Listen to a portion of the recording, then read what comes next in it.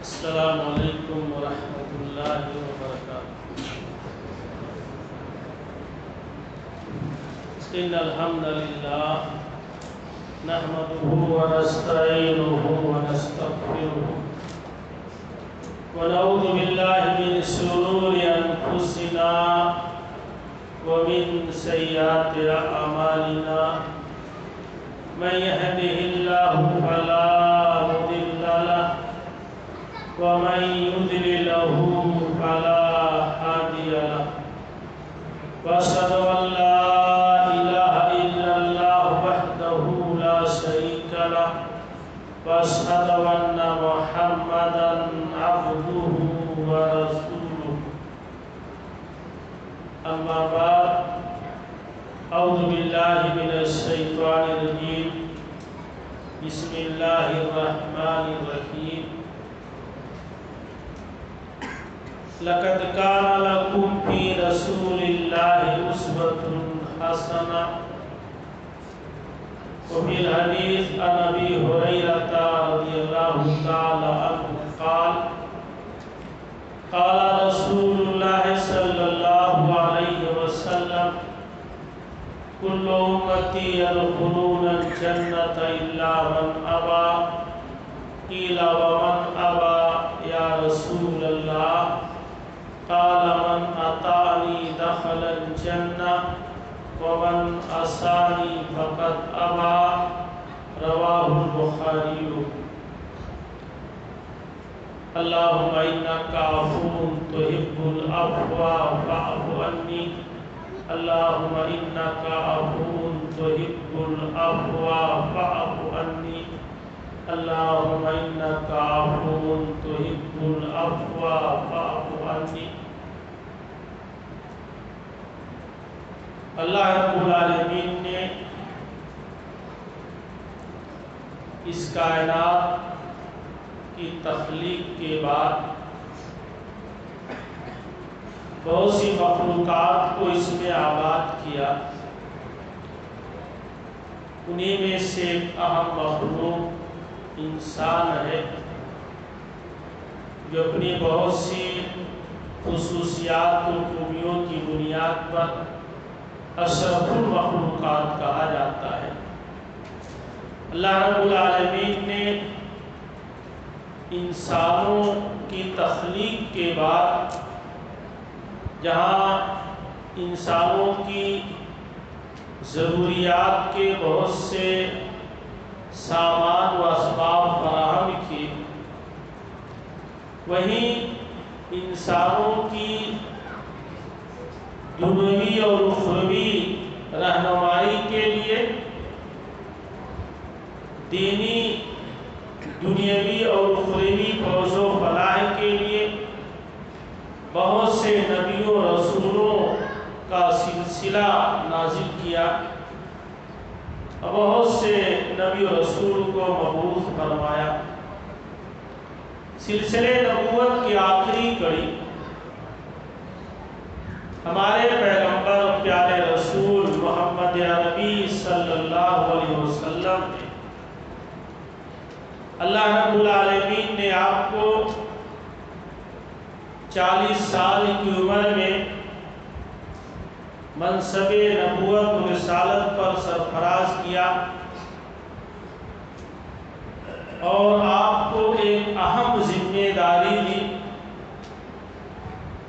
قم فانذر کے ذریعہ کہ آپ کھڑے ہوئیے اور ڈرائیے، بلغ ما انزل الیک من ربک، آپ کے رب کی طرف سے آپ پر جو نازل کیا گیا ہے اس کو لوگوں تک پہنچائیے۔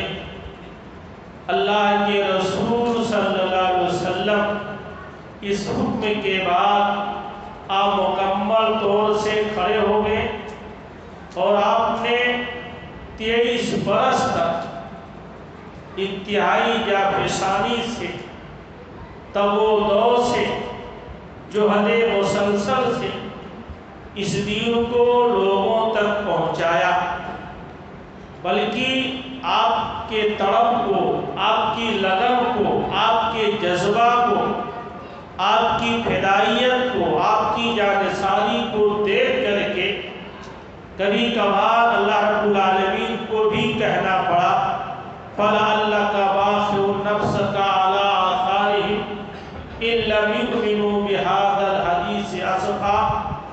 اے نبی، لگتا ہے کہ آپ اپنے آپ کو ان لوگوں کے پیچھے ڈال کر کے ہلاک کر لیں گے کہ یہ لوگ اس حدیث پر، اس قرآن پر ایمان نہیں لاتے۔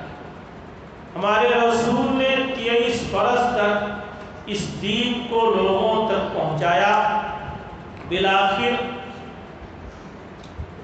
آپ نے جو حج کیا، حجۃ الوداع، اس موقع پر اللہ رب العالمین نے سورہ مائدہ آیت نمبر 3 کے ذریعہ آپ کو بشارت دی، الیوم اکملت لکم دینکم واتممت علیکم نعمتی ورضیت لکم الاسلام دینا۔ اے نبی، ہم نے آپ کے دین کو مکمل کر دیا، آپ کے لیے اپنی تمام نعمتیں پوری کر دی، اور دین اسلام کو بطور دین کے ہم نے پسند کر لیا۔ صحیح بخاری کتاب الاعتصام کی روایت ہے، حدیث کے راوی طارق ابن شہاب ہے، بیان کرتے ہیں ان رجلا من الیہود قال لعمر بن الخطاب، ایک مرتبہ امیر المومنین حضرت عمر بن خطاب رضی اللہ تعالیٰ عنہ سے ایک یہودی آدمی نے کہا، بعض روایتوں میں ہے کہ وہ غالباً کعب بن احبار تھے، تو ایک یہودی آدمی نے حضرت عمر بن خطاب سے کہا کہ اے امیر المومنین، لو انزلنا علیک هذه الآیہ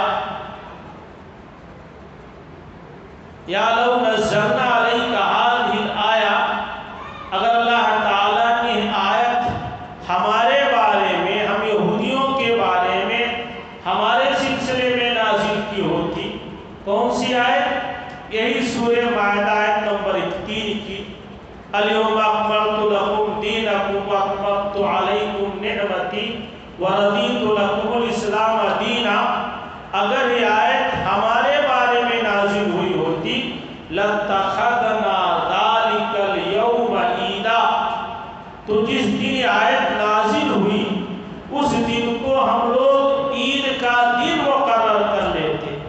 رب کی طرف سے اتنی بڑی بشارت، اتنی بڑی خوشخبری کہ رب نے تمہارے دین کو مکمل کر دیا، پسند کر لیا، راضی ہو گیا، ہم اس دن کو عید منا لیتے۔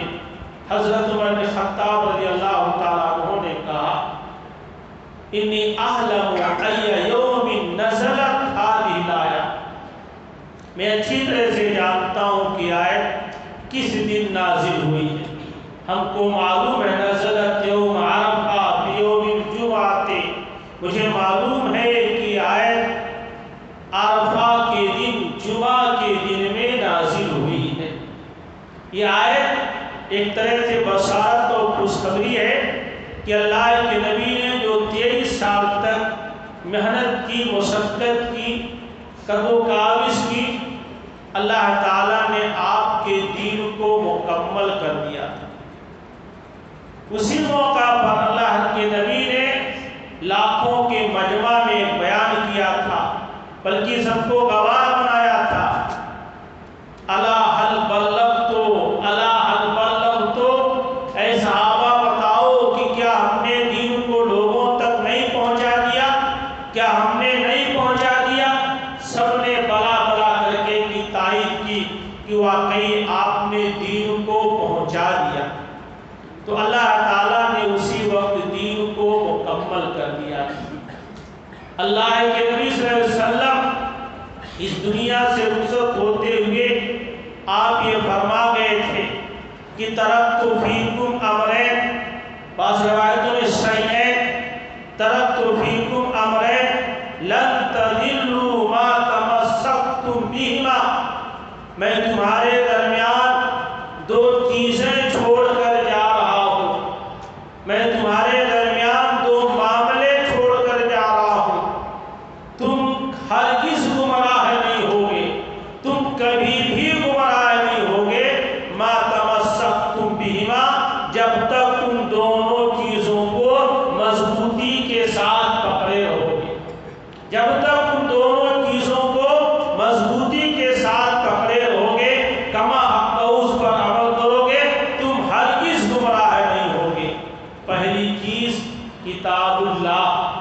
اللہ تعالیٰ کی کتاب قرآن مجید، اور دوسری چیز وہ سنتی، میری سنت۔ ان دو چیزوں پر جب تک مضبوطی سے جمے رہو گے، پکڑے رہو گے، کما حق اس پر عمل کرو گے، تم کبھی بھی گمراہ نہیں ہوگے۔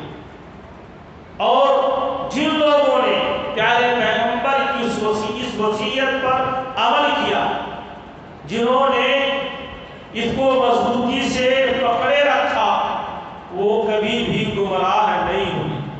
اللہ کے نبی کی یہ بھی بشارت تھی، صحیح بخاری وغیرہ کی مشہور روایت ہے، لا تزال من امتی ظاہرین علی الحق، کہ میری امت کا ایک گروہ ہمیشہ حق پر قائم رہے گا، لوگوں کی مخالفتیں، لوگوں کی دشمنیاں اسے کبھی بھی رائے حق سے نہیں ہٹا سکتی۔ وہ ایک گروہ ہمیشہ سے قائم رہا، دین پر و قیامت تک قائم رہے گا۔ ہمارے نبی نے پیشین گوئی کے طور پر یہ بھی بیان کیا تھا۔ سنن نبی داؤد کتاب السنہ باب صحیح سنہ کی مشہور روایت ہے۔ امام ترمذی رحمہ اللہ نے بھی کتاب الفطر میں اس روایت کو بیان کیا ہے۔ اللہ کے نبی نے بیان فرمایا کہ تفترق الیہود یا افترقت الیہود علی 71 فرقہ، یہودی 71 فرقوں میں بٹ گئے، وتفترق النصارى على 72 فرقہ، اور نصارہ 72 فرقوں میں بٹ گئے۔ یہودی 71 فرقوں میں بٹ گئے، نصارہ 72 فرقوں میں بٹ گئے۔ ستفترق امتی علی 73 فرقہ، میری امت 73 فرقوں میں بٹ جائے گی۔ بعض روایتوں میں ہے کلھا فی النار الا واحدہ، تمام فرقے جہنم میں جائیں گے سوائے ایک فرقہ کے۔ بعض روایتوں میں آپ نے وضاحت بھی کی، یا الجماع، اور وہ جنت میں جانے والا فرقہ یہی جماعت ہے۔ بعض روایتوں میں اس کی بھی وضاحت ہے کہ جماعت سے مراد کیا ہے، ما انا علیہ و اصحابی، جس پر میں اور میرے صحابہ، جس پر میں اور میرے صحابہ ہیں، یہی جماعت ہے۔ اور یہی جماعت جو طائفہ منصورہ یا فرقہ ناجیہ کے نام سے جانا جاتا ہے، یہی فرقہ جنت میں داخل ہوگا، اور باقی 72 فرقے یہ جنت میں داخل نہیں ہوں گے۔ پیارے پیغمبر نے اس حدیث کے اندر بیان فرمایا، پیارے رسول کی وفات کے بعد دنیا میں بہت سے فرقے وجود میں آئے، بہت سے فرقے بنے، بہت سی جماعتیں و تنظیمیں پیدا ہوئی، بہتوں کا نام و نشان مٹ گیا، کچھ تاریخ کے صفحات میں محفوظ ہیں اور کچھ آج بھی دنیا میں پائی جاتی۔ میں تمام فرقوں کے تعلق سے، تمام جماعتوں کے تعلق سے یا تمام تنظیموں اور تحریکوں کے تعلق سے گفتگو نہیں کروں گا۔ ایک جماعت جو اپنے آپ کو فرقہ نہیں کہتی، جو اپنے آپ کو جماعت کہتی ہے، جو اپنے آپ کو تحریک کہتی ہے، جس کو ہم اور آپ پہلے بدعتے ہوئے برے نام سے یاد کرتے ہیں، پھر جب اللہ شعور دیتا ہے، سمجھ دیتا ہے، تو پھر سمجھتے ہیں صداقت و سچائی کیا ہے۔ ایک جماعت، ایک تحریک جماعت اہل حدیث ہے، تحریک اہل حدیث ہے۔ مجھے تھوڑی سی اس کے سلسلے میں گفتگو کرنی ہے، گفتگو اس لیے کہ یہ جماعت، یہ تحریک جس کا دعویٰ ہے کہ ہمارا وجود شروع ہی سے، یہ ہمیشہ سے مظلوم رہی، یہ ہمیشہ سے دھتکاری جاتی رہی، اس کی جتنی کوششیں ہیں تقریباً سب دفاعی ہیں، جتنے اختلافی مسائل پر اس کی کتابیں ہیں سب ڈیفنس اور دفاع کے طور پر ہیں۔ اس جماعت نے کبھی بھی کسی پر اقدامی طور پر حملہ نہیں کیا۔ آپ پوری ہندوستان کی تاریخ دیکھ لیجئے کہ جماعت کے لوگ، اس تحریک کے لوگ ہر مسجد میں جاتے رہے، لوگوں نے مسجدوں کا دروازہ بند کر لیا، لوگ مسجدوں سے دھتکارتے رہے۔ بعض ایسے بھی کرنا وہ مسلمان ہیں جو اپنی مسجدوں کو دھلوا بھی لیتے تھے، مسجدوں سے بھگا بھی لیتے تھے، لیکن یہ تحریک چلتی رہی، لڑتی رہی۔ الحمدللہ اللہ تعالیٰ نے لوگوں کو شعور دیا، دھیرے دھیرے ہر شہر، ہر علاقے میں اس کی اپنی ایک مسجد ہے، اس کی اپنے مدارس ہیں، اس کی اپنی درسگاہیں ہیں، اور یہ سب صرف اور صرف اس بنیاد پر جس کا جو عقیدہ ہے، اس کا جو منہج ہے، اس کا جو عمل ہے، اس میں کوئی شک و شبہ نہیں، یہ بالکل صاف و ستھرا ہے۔ یہ براہ راست کتاب و سنت سے استفادہ کرتی۔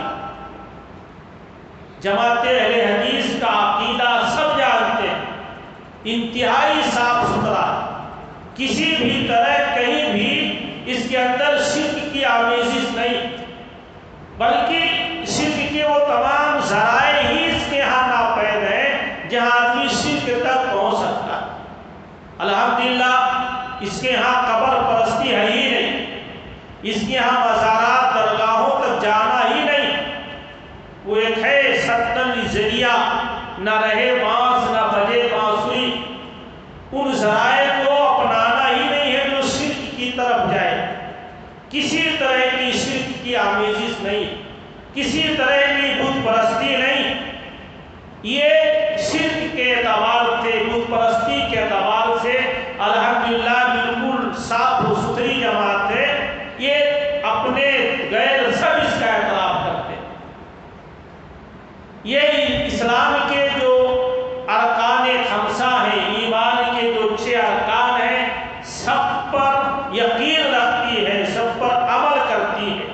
یہ تمام انبیاء کی، آدم ثانی حضرت نوح علیہ السلام سے لے کر کے حضرت ابراہیم خلیل اللہ، موسیٰ کلیم اللہ، یا حضرت عیسیٰ سے لے کر پیارے پیغمبر، سب نبیوں پر یہ جماعت ایمان رکھتی، سب کا احترام کرتی۔ ایسے ہی اللہ کے نبی صلی اللہ علیہ وسلم کی ذات و شخصیت کو دنیا کی ہر چیز سے زیادہ محبوب سمجھتی ہے۔ اللہ کے نبی کے اقوال و افعال کو دنیا کی ہر چیز پر مقدم رکھتی ہے۔ اللہ کے نبی کے جو جانثار صحابہ تھے، حضرت ابو بکر عمر رضی اللہ تعالیٰ عنہما، حضرت عثمان، حضرت علی رضی اللہ تعالیٰ عنہما، ان تمام لوگوں کو یکساں طور پر ان کا احترام کرتی ہے، بلکہ صحابہ سے محبت یہ ایمان کی علامت اور جو سمجھتی۔ تمام صحابہ کا احترام جماعت کے ہاں پایا جاتا، اہل بیت کا احترام پایا جاتا ہے۔ وہ تمام صحیح عقائد جو کتاب و سنت سے مستفاد ہیں، سب اللہ کے رسول اور آپ کے صحابہ کے تعلق سے عقیدہ رکھتی، اللہ کے رسول کو رسول مانتی، اللہ کے رسول کو انسان یہ جماعت مانتی ہے، بشر مانتی ہے، کوئی اور مخلوق نہیں مانتی۔ اس کا عقیدہ نہیں ہے کہ وہی جو مستوی عرش تھا کھلا ہو کر اتر پڑا ہے مدینے میں مصطفیٰ ہو کر۔ اس کا عقیدہ یہ ہے کہ وہ اللہ کے نبی، اللہ کے رسول تھے، اور وہ مکہ میں پیدا ہوئے تھے، آپ بشر و انسان تھے۔ اللہ کے رسول کی تعلیم تھی آخری زندگی کے آخری ایام میں، جب آپ انتہائی بیمار تھے اور آپ نے اللہ تعالیٰ سے دعائیں کی تھی، اللہم لا تجعل قبری عیدا، اللہم لا تجعل قبری وطنا، کہ اللہ میری قبر کو عیدگاہ نہ بنانا، اے اللہ میری قبر کو بت نہ بنانا جس کی پوجا پاٹ کی جائے، جہاں میرے پھیرے لگائے جائیں۔ یہ جماعت اس پر قائم ہے۔ اس جماعت کا عقیدہ ہے، اللہ کے نبی کی حدیث لا تطرونی کما ادرک النصارى ابن مریم، کہ تو مجھے اس طرح سے بڑھاؤ چڑھاؤ نا جیسا کہ نصارہ نے عیسیٰ کے بارے میں، ابن مریم کے بارے میں بڑھا چڑھا کر کے الہ و معبود بنا لیا۔ انما انا عبدہ، میں اس کا بندہ ہوں، فقولوا عبد اللہ ورسولہ، مجھے اللہ کا بندہ اس کا رسول کو۔ یہ ہے جماعت کا عقیدہ۔ یہ جماعت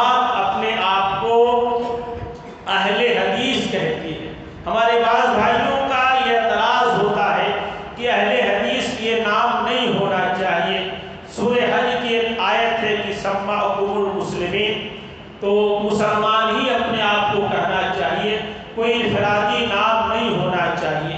میں آپ کو بتا دوں، خود صحابہ کرام رضوان اللہ علیہم اجمعین میں بہت سے صفاتی نام تھے، انصار ہیں، مہاجرین ہیں، اصحاب بدر ہیں، اصحاب بیعت رضوان ہیں، تمام صحابہ مکمل طور سے مسلمان ہیں، لیکن ایک الگ الگ پہچان ہے۔ کسی کو مہاجر، کسی کو انصار کہا جاتا، کسی کو اصحاب بدر کہا جاتا، کسی کو اصحاب بیعت رضوان کہا جاتا۔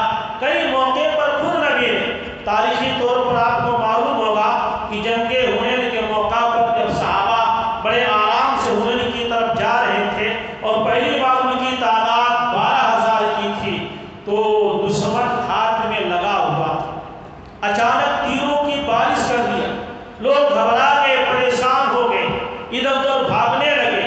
اللہ کے نبی اور آپ کے کچھ رفقا اس میدان میں کھڑے رہے۔ اللہ کے نبی نے پکار کر کئی باتیں کہی تھی، ان میں سے یہ بھی کہا تھا کہ انا النبی لا کذب انا ابن عبد المطلب، کہ میں نبی ہوں، جھوٹا نہیں ہوں، میں عبد المطلب کا بیٹا ہوں۔ کہاں ہے اصحاب بدر، کہاں ہے اصحاب رضوان؟ تو اس طرح کا نام دینا کوئی غلط نہیں۔ آپ کو معلوم ہونا چاہیے کہ پیارے پیغمبر نے جو خیر القرون کی لسٹ بنائی تھی، خیر القرون قرنی ثم الذین یلونہم ثم الذین یلونہم، کہ سب سے بہتر لوگ میرے زمانے کے لوگ، پھر اس کے بعد کے زمانے کے لوگ، پھر جو ان سے ملے ہیں اس کے بعد کے زمانے کے لوگ ہیں، یعنی صحابہ، تابعین، تبع تابعین، یہ تین کیٹیگری ہے امت کے سب سے افضل لوگوں کی۔ سب سے افضل صحابہ کرام رضوان اللہ علیہم اجمعین، ان کے بعد ان کے شاگرد تابعین ہیں، پھر ان کے شاگرد تبع تابعین ہیں۔ ان تین طرح کے جماعت کو یا کیٹیگری کو یا ان تین طرح کے طبقات کو ہمارے نبی نے سب سے بہترین قرار دیا۔ اس کے بعد پھر دھیرے دھیرے امت میں بہت سے فتنے آئے اور ہر آدمی کا یہ دعویٰ رہا کہ ہم ہی صداقت پر ہیں، ہم ہی سچائی پر ہیں، ہم ہی حق پر ہیں۔ تو اس طرح سے لوگوں نے الگ الگ نام اپنانے کی کوشش کی۔ اس جماعت نے جو نام اپنایا ہے اہل حدیث، حدیث بظاہر لگتا حدیث والے۔ حدیث آپ جانتے ہیں اللہ کے نبی کے قول، فعل اور تقریر، صفات خلقی اور خلقی، ان 5 مجموعوں کا نام حدیث ہے۔ ہمارے نوجوان جان لیں، نمبر 1 نبی کا قول، نمبر 2 نبی کا فعل جو آپ نے کیا ہے، نمبر 3 تقریر۔ تقریر کا معنی یہ ہے کہ نبی کی موجودگی میں کوئی کام کیا گیا، نبی نے اس کو دیکھا، سنا، یا آپ کو اطلاع ملی، آپ کے جانکاری میں ہوا، لیکن آپ خاموش رہے۔ آپ کی خاموشی گویا آپ کی رضامندی۔ تو آپ کی موجودگی میں کوئی کام کیا گیا اور آپ خاموش رہے، جس کو حدیث کی اصطلاح میں تقریر کہتے ہیں۔ یہ تقریر خطبہ نہیں، اس کو تقریر کہتے ہیں۔ تو نبی کا قول، نبی کا فعل اور تقریر، اور نمبر 4 صفات خلقی، پیدائشی صفات کہ نبی ایسے تھے، نبی کا قد ایسا تھا، نبی کے ہاتھ ایسے تھے، نبی کی شکل ایسی تھی، نبی کے بال ایسے تھے، نبی کے کان ایسے تھے، جو پیدائشی صفات ہیں۔ اور صفات خلقی، عادات، اخلاقی صفات کہ آپ ایسے تھے، آپ ایسے مسکراتے تھے، آپ ایسے چلتے تھے، آپ کا معاملات ایسے تھا۔ 5 مجموعے کا نام، نمبر 1 نبی کا قول، نمبر 2 نبی کا فعل، نمبر 3 تقریر، نمبر 4 صفات خلقی، نمبر 5 صفات خلقی، ان تمام مجموعوں کا نام حدیث ہے۔ کیا یہ حدیث ہے؟ اور اللہ تعالیٰ نے قرآن مجید کی کئی آیتوں میں قرآن کو بھی حدیث کہا ہے، قرآن کو بھی حدیث کہا ہے۔ مثلا سورہ زمر کی 23 نمبر کی آیت ہے، اللہ نزل احسن الحدیث، اللہ تعالیٰ نے بہترین حدیث نازل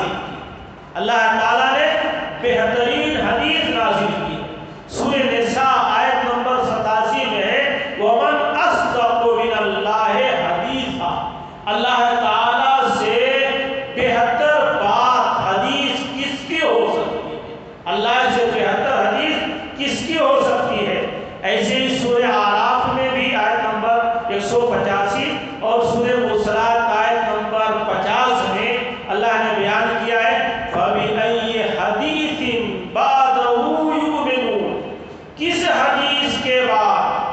حدیث کے بعد یہ لوگ ایمان لائیں گے؟ اب کون سا قرآن اترے گا تو اس قرآن کے بعد پھر کس قرآن پر یہ لوگ ایمان لائیں گے؟ تو ان دونوں آیتوں میں حدیث سے مراد یہاں قرآن ہے، تو قرآن کو خود اللہ تعالیٰ نے حدیث کہا ہے۔ ایسے ہی سورہ کہف کی مشہور آیت جو بھی میں نے پڑھی تو تھوڑی دیر پہلے فَلَعَلَّكَ بَاخِعٌ نَفْسَكَ عَلَىٰ آثَارِهِمْ إِن لَّمْ يُؤْمِنُوا بِهَٰذَا الْحَدِيثِ أَسَفًا، یہاں بھی قرآن کو حدیث کہا ہے، اس لیے جماعت اہل الحدیث یا اہل حدیث کا معنی نہیں ہے صرف حدیث والی جماعت، بلکہ قرآن و حدیث دونوں ملا کر کے جماعت بولی جاتی ہے، قرآن اور حدیث والی جماعت، قرآن اور حدیث والی جماعت۔ اور اس جماعت کا یہ نظریہ اور عقیدہ ہے کہ قرآن جس طرح سے وحی الہی ہے ویسے حدیث بھی وحی الہی ہے، جیسے قرآن اللہ تعالیٰ نے پیارے پیغمبر پر نازل کیا ہے ویسے حدیثیں بھی اللہ تعالیٰ نے اللہ رسول پر نازل کیا ہے، چاہے فرشتے کے ذریعہ یا الہام کے ذریعہ یا آپ کے دل میں ڈال کر کے۔ قرآن بھی وہی ہے اور حدیث بھی وہی ہے، فرق اتنا ہے کہ قرآن یہ وحی مطلوع ہے، اور آپ نے یہ توضیح سنی ہوگی کہ قرآن کیا ہے؟ وحی مطلوع ہے، یعنی ایسی وحی جس کی تلاوت کی جاتی ہے، جس کے تلاوت کو اجر و ثواب قرار دیا گیا، لیکن حدیث یہ وحی غیر مطلوع ہے، وحی تو ہے اللہ کی طرف سے لیکن اس کی تلاوت نہیں کی جاتی، اس کے تلاوت کو اجر و ثواب نہیں قرار دیا جا سکتا۔ اور میں نے کسی خطبے میں اس پر وضاحت کی تھی کہ اللہ کے رسول صلی اللہ علیہ وسلم جو کچھ کہتے تھے بولتے تھے وہ سب وحی الہی ہوتی تھی۔ اللہ تعالیٰ نے سورہ نجم آیت نمبر 3 اور 4 میں بیان کیا ہے وَمَا يَنطِقُ عَنِ الْهَوَىٰ إِنْ هُوَ إِلَّا وَحْيٌ يُوحَىٰ، کہ نبی اپنی خواہش سے نہیں بولتے ہیں، اپنی طرف سے نہیں بولتے ہیں، بلکہ وہ وحی ہے جو آپ پر پیش کی جاتی ہے، جو آپ پر کی جاتی ہے۔ اور ہمارے نبی صلی اللہ علیہ وسلم کسی بھی مسئلے میں کبھی بھی اپنی طرف سے کوئی بات نہیں کہتے تھے۔ صحیح بخاری کتاب الاعتصام میں امام بخاری نے ایک باب قائم کیا ہے، باب ما کان النبی یسأل مما ينزل علیہ الوحی فیقول لا ادری او سکت، لمبا باب ہے کہ جس مسئلے میں کوئی آیت نازل نہیں ہوئی ہوتی اس مسئلے میں اللہ کے نبی جب پوچھے جاتے تو آپ یا تو خاموش رہتے یا یہ کہہ دیتے میں نہیں جانتا۔ اس بات کے تحت امام بخاری نے جابر بن عبداللہ کو روایت نقل کی ہے، جابر بن عبداللہ کہتے ہیں مریض تو ایک مرتبہ میں بیمار ہو گیا، فجانی رسول اللہ یعودنی و ابو بکر، کہا میرے پاس اللہ کے رسول اور ابو بکر صدیق عیادت کے لیے آئے، وہما ماشیان دونوں پیدل چل کے آئے، جب میرے پاس پہنچے قلبو دنیا علیہ مجھ پر بے ہوشی طاری کر دی گئی تھی، میں بے ہوش تھا۔ اللہ کے نبی نے پانی طلب کیا، وضو کیا، ثم صبا وضو علیہ، پھر اپنے وضو کا پانی مجھ پر اڈیل دیا، حتی فقط مجھے فاقہ ہو گیا، ہوش آ گیا۔ ہوش آنے کے بعد میں نے اللہ کے رسول سے پوچھا کیف اقضی فی مالی کیف اصنع فی مالی، اس وقت وراثت کی آیت میراث کی آیت نازل نہیں ہوئی تھی۔ حضرت جابر کہتے ہیں میں نے کہا اللہ کے نبی میرے پاس مال ہے، میں اس مال کو کیسے تقسیم کروں، اس مال کو کیا کروں؟ جابر کہتے ہیں فما اجابنی بشیء، اللہ کے نبی نے ہم کو کوئی جواب نہیں دیا حتی نزلت آیت المیراث، جب میراث کی آیت نازل ہوئی تب آپ نے مجھ کو بتایا۔ تو ہمارے نبی اپنی طرف سے کبھی بھی کوئی بات نہیں کہتے تھے، اور جو آپ کہتے تھے وہ صحیح اور سچی بات کہتے تھے۔ سنن نبی داؤد حدیث کی کتاب ہے، امام ابو داؤد نے کتاب العلم میں ایک باب قائم کیا ہے، باب ما اس بات کے تحت انہوں نے حضرت عبداللہ بن عمر بن عاص رضی اللہ عنہما کی ایک روایت نقل کی ہے. عبداللہ بن عمر بن عاص کہتے ہیں كنت اكتب كل شيء مع اسم رسول اللہ، اللہ کے رسول سے جو میں سنتا تھا لکھ لیتا تھا، پوری تو حفظہ یاد کرنے کے لیے. فنہتنی قریش، ایک مرتبہ قریش کے کچھ لوگ مجھے ملے اور انہوں نے مجھے لکھنے سے روک دیا. قالوا، انہوں نے کہا اتکتب كل شيء ما تسمع برسول اللہ، اللہ کے رسول سے تم جو کچھ سنتے ہو لکھ لیتے ہو. ورسول اللہ بشر، یہ حدیث میں بھی ہے اللہ کے رسول ایک انسان ہے، بشر ہے. یتکلم بالغضب والرضا، کبھی آپ غصے میں کوئی بات کہہ دیتے ہیں، کبھی خوشی میں کوئی بات کہہ دیتے ہیں، ساری باتیں لکھ لیتے ہو. عبداللہ کہتے ہیں فَأَمْسَكْتُ عَنِ الْكِتَابِ، تو میں لکھنے سے رک گیا. بعض روایتوں میں فَأَمْسَكْتُ عَنِ الْكِتَابِ، تو میں لکھنے سے رک گیا. فَذَكَرْتُ ذَلِكَ لِرَسُولِ اللَّهِ، جب اللہ کے رسول سے ملاقات ہوئی تو میں نے آپ سے کہا کہ میں آپ کی باتیں لکھ لیتا تھا، لیکن لوگوں نے مجھے منع کر دیا، اس لیے میں نہیں لکھتا ہوں، اس لیے میں نہیں لکھتا ہوں.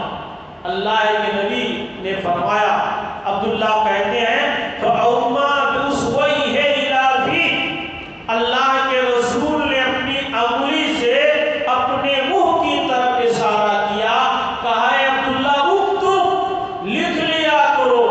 والذی نفسی بیدی، قسم ذات کی جس کے ہاتھ میں میری جان ہے، ما یخرج منہ الا حق، اس منہ سے حق کے علاوہ کچھ نہیں نکلتا ہے، جو کچھ نکلتا ہے وہ حق ہوتا ہے، برحق ہوتا ہے.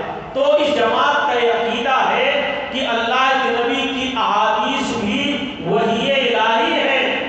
اسی لیے جماعت چاہے چھوٹی حدیث ہو چاہے بڑی حدیث، چاہے چھوٹی سنت ہو یا بڑی سنت، کبھی کبھی تانے بھی دیے جاتے ہیں کہ ان کے یہاں صرف رفع الیدین ہے، قراءت فاتحہ خلف الامام ہے، آمین بالجہر ہے، صرف یہی مسئلے جماعت کے پاس ہے. نہیں، ہم بھی جانتے ہیں کہ یہ مسئلے بہت عام نہیں ہیں، لیکن یہ مان کر کے اس پر عمل کیا جاتا ہے کہ نبی کی سنت ہے، نبی کا طریقہ ہے، نبی کی سنت سمجھ کر، نبی کا طریقہ سمجھ کر، نبی کا عمل سمجھ کر کے اس کو کیا جاتا ہے. اور حدیث میں کوئی چھوٹی بڑی حدیث نہیں ہے، کوئی چھوٹی اور بڑی سنت نہیں ہے، سب نبی کی اتباع اور پیروی میں ساری باتیں کی جاتی. اس جماعت کے تعلق سے ایک بہت بڑا الزام یہ بھی لگایا جاتا ہے کہ یہ غیر مقلد ہے، مطلب مقلد کا الٹا غیر مقلد. تقلید آپ جانتے ہیں کہ کسی کی بات پر دلیل جانے بغیر عمل کر لینا، کسی کی بات پر اخذ القول من غیر معرفت دلیل، کسی کے قول کو اس کی دلیل جانے بغیر لے لینا، یہ تقلید کہلاتا ہے. یا غیر کے قول پر بلا دلیل جانے عمل کرنا، یہ تقلید کہلاتا ہے. یہ اس پر بڑا الزام ہے، بلکہ کبھی کبھی گالی کے حد تک کر کے غیر مقلد ہیں، اور اس میں ایک اور صرف پڑھا لیتے ہیں کہ یہ ائمہ کے گستاخ ہیں، ائمہ کا احترام نہیں کرتے ہیں. آئیے میں بتاؤں کہ یہ جماعت کیوں نہیں تقلید کرتی ہے، کیوں نہیں اپنے آپ کو کسی کی طرف منسوب کرتی ہے. اللہ تعالیٰ نے قرآن میں بیان کیا ہے، کسی درس میں میں نے اس پر زور دیا تھا، اور آپ سب بھی اللہ جب کبھی فرصت دے اور واقعی صداقت سچائی کو اپنانا چاہیں. پہلے جیسا دور نہیں رہا، تو علم کی روشنی آ گئی ہے، ہر زبان میں آپ ٹرانسلیشن ترجمہ پڑھ سکتے ہیں، دیکھ سکتے ہیں، سمجھ سکتے ہیں. پہلے ہم جیسے مولویوں ملاؤں کی ضرورت پڑتی تھی، آج تھوڑی سی رہنمائی کی ضرورت ہے، ورنہ ہر زبان میں ہر چیز موجود ہے، آپ اس کی ذریعہ سمجھ سکتے ہیں. اب یہ ڈرایا نہیں آتا ہے کہ قرآن سمجھنے کے لیے اتنے علوم کی ضرورت ہے، وہ سب گیا زمانہ. اب تو ہر آدمی کسی بھی زبان میں قرآن سمجھ سکتا ہے. ابھی پرسوں کی بات ہے، ایک آیت ہم نے چند نوجوانوں سے بتائی، پھٹ سے انہوں نے سرچ کر کے اس کا ترجمہ فرض کلاس اردو زبان میں پڑھنے لگے کہ ہاں اس کا مفہوم یہی۔ تو الحمدللہ اب ویسے بھی تقلیدیت ختم ہو رہی ہے، تو اللہ تعالیٰ نے سورہ نساء آیت نمبر 59 میں بیان کیا ہے، یہ بڑی اہم آیت، بڑی اہم آیت، یا الذین آمنوا اطیعوا اللہ و اطیعوا الرسول و اولی الامر منکم۔ اسی آیت سے وہ لوگ جو اپنے آپ کو مقلد سمجھتے ہیں، کسی ایک امام کی تقلید کرتے ہیں یا کسی ایک ہی امام کو مانتے ہیں، ان کا بھی استدلال غالباً اس آیت سے بھی ہے کہ ایمان والو اطیعوا اللہ، اللہ کی اطاعت کرو، و اطیعوا الرسول، اور رسول کی اطاعت کرو۔ آگے ہے وہ اولی الامر منکم، تم میں سے جو اولو الامر ہے، اولو الامر کا بڑا وسیع مفہوم ہے، امام، ائمہ، امیر، صدر، سیکریٹری، خلیفہ، یہ سب مراد لیے جا سکتے ہیں اس سے۔ تو تم میں سے جو اولو الامر ہے اس کی اطاعت کرو۔ اسلوب دیکھیں اللہ تعالیٰ کا، اطیعوا اللہ و اطیعوا الرسول و اولی الامر منکم۔ اللہ نے اپنے ساتھ اطیعوا لگایا، اطیعوا اللہ، رسول کے ساتھ اطیعوا لگایا، وہ اطیعوا الرسول، لیکن اولو الامر کے ساتھ اطیعوا کا لفظ نہیں لگایا، کہا اللہ کی اطاعت کرو اور رسول کی اطاعت کرو، اور تم میں سے جو اولی الامر ہو۔ تمام مفسرین کہتے ہیں اللہ کی اطاعت یہ ہر صورت میں واجب العمل ہے، رسول کی اطاعت ہر صورت میں واجب العمل ہے، چاہے اس کا معنی مفہوم ہم جانے نہ جانے، اس کی حکمت مسئلہ سمجھ میں آئے نہ آئے، لیکن اللہ اس کے رسول کی اطاعت یہ ہمیشہ واجب العمل ہے۔ ہاں اولی الامر کی اطاعت اس وقت ہوگی جب اس کا حکم، اس کا فعل، اس کا فتویٰ، اس کا مسئلہ اللہ اس کے رسول کے احکام کے مطابق ہوگا۔ اولی الامر کا کوئی بھی حکم جب اللہ اس کے رسول کے خلاف ہو جائے گا تو اس کی اطاعت نہیں کی جائے گی، اس کی اطاعت اسی وقت کی جائے گی جب اس کی بات کتاب و سنت کے مطابق ہوگی۔ آگے اللہ نے بیان کیا ہے فَإِن تَنَازَعْتُمْ فِي شَيْءٍ، اگر تم آپس میں اختلاف کر لو کسی چیز میں، اگر آپس میں اختلاف کر لو کسی چیز میں، فَرُدُّوهُ، تو اس چیز کو، اس مسئلے کو لوٹاؤ إِلَى اللَّهِ، اللہ کی طرف، وَالرَّسُولِ، اور رسول کی طرف۔ جب تم آپس میں کسی مسئلے میں اختلاف کر لو تو کیسے حل کرنا ہے، کہاں سے حل کرنا ہے؟ اللہ اس کے رسول سے، اللہ کی طرف لوٹاؤ، رسول کی طرف لوٹاؤ۔ آگے کہا إِن كُنتُمْ تُؤْمِنُونَ بِاللَّهِ وَالْيَوْمِ الْآخِرِ، واقعی اگر تم اللہ پر اور آخرت پر ایمان رکھتے ہو تو اپنے تمام مسائل کہاں لوٹاؤ؟ اللہ کی طرف اور رسول کی طرف۔ اب اس میں دیکھیے یہاں تقلید کی گنجائش کہاں رہ جاتی ہے، تقلید کی گنجائش کہاں رہ جاتی ہے؟ اللہ تعالیٰ نے ایک اور مقام پر بیان کیا ہے سورہ اعراف کی ابتدائی آیت میں، اتبعوا ما انزل الیکم من ربکم، تم اتباع کرو، پیروی کرو اس چیز کی جو نازل کی گئی ہے تمہارے رب کی طرف سے۔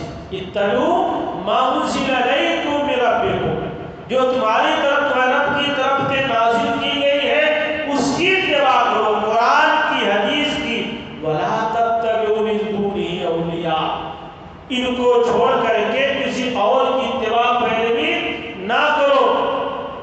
اللہ تعالیٰ نے سورہ نساء کے اندر ایک بڑی اہم آیت بیان کی اور قسم کھایا اللہ تعالیٰ نے اپنی ذات کی۔ آپ موبائلوں میں دیکھیے گا، سمجھیے اس کو، اللہ نے کہا فَلَا وَرَبِّكَ لَا يُؤْمِنُونَ حَتَّى يُحَكِّمُوكَ فِيمَا شَجَرَ بَيْنَهُمْ،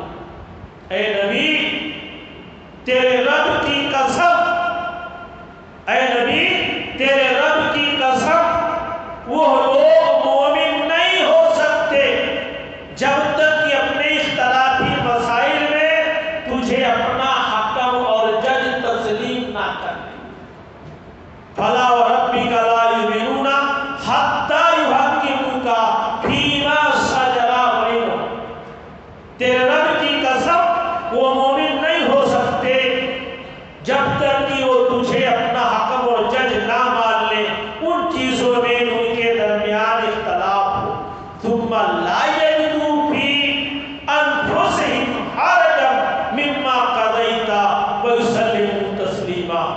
اور پھر تیرے فیصلے کے بعد وہ اپنے دل میں کوئی حرج کوئی چوچرا نہ پائے اور مکمل طور پہ جب تک تسلیم نہ کر لے مومن نہیں ہو سکتے. نبی کے فیصلے کے بعد نبی کے حکم کے بعد اب اگر کوئی چوچرا کوئی آ ہوا تو اللہ خود کہہ رہا ہے کہ ویسا آدمی مومن ہو ہی نہیں سکتا. نبی کا فیصلہ آ جائے نبی کا قول آ جائے نبی کا فعل آ جائے پھر بھی زبردست اس کی تعویل کی جائے ہاں ٹھیک تو ہے لیکن ہمارے بڑے ایسے کہتے ہیں بزرگ ایسے کہتے ہیں پہلے سے چلا رہا ہے. اللہ قسم کھا کے کہتا ہے کہ ایسے لوگ مومن نہیں ہو سکتے. اس سلسلے میں ایک بڑا مشہور واقعہ حدیث کی روشنی میں بیان کیا جاتا ہے. بعض علماء نے اس پر کلام کیا ہے لیکن بعض محدثین کہتے ہیں کہ وہ روایت صحیح ہے. نبی کے زمانے میں ایک مسلمان اور ایک یہودی کے درمیان کوئی مسئلہ پیش آیا. دونوں کا مسئلہ نہیں حل ہو پا رہا تھا. دونوں نے سوچا کہ چلو اس کا حل ہے اللہ کے رسول کے پاس ہوگا وہاں چلتے ہیں آپ کے سامنے مسئلہ رکھتے ہیں. مسلمان تیار ہو گیا. دونوں گئے اللہ کے رسول کے پاس.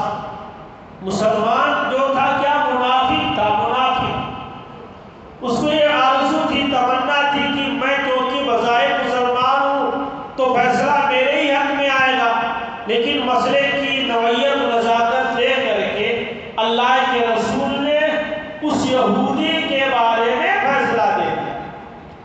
اب اس جو بظاہر مسلمان تھا اس کو تسلی نہیں ہوئی. اس نے آگے نکل کر کے یہودی سے کہا کہ ایسا ہے کہ میں اس کو نہیں تسلیم کرتا. چلو عمر بن خطاب کے پاس. یہودی کہا چلو چلتے ہیں. دونوں حضرت عمر بن خطاب رضی اللہ تعالیٰ عنہ کے پاس گئے. انہوں نے پوچھا کیا مسئلہ ہے. دونوں نے اپنا مسئلہ رکھا. یہودی چالاک تھا کہہ دیا کہ سلسلے میں تمہارے نبی فیصلہ کر چکے ہیں. روایت میں آتا ہے کہ حضرت عمر بن خطاب رضی اللہ تعالیٰ عنہ گھر کے اندر گئے. اس کے بعد تلوار لائی اور اس کی گردن مار دی. کہا تھا قضاء من لم یرضى بقضاء رسول اللہ. کہا یہ وہ فیصلہ ہے جو رسول کے فیصلے پر راضی نہ ہو. مدینہ میں کوہرام مچ گیا ہے. ایک پکا مسلمان نمازی مسلمان عمر بن خطاب نے مار ڈالا. اس کا قصاص ہونا چاہیے. تو اللہ تعالیٰ نے آیت نازل کی.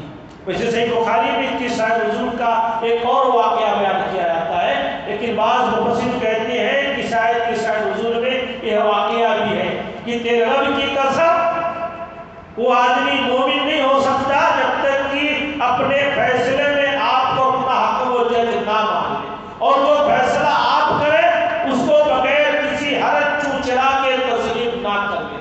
یہ تمام مسائل ہیں.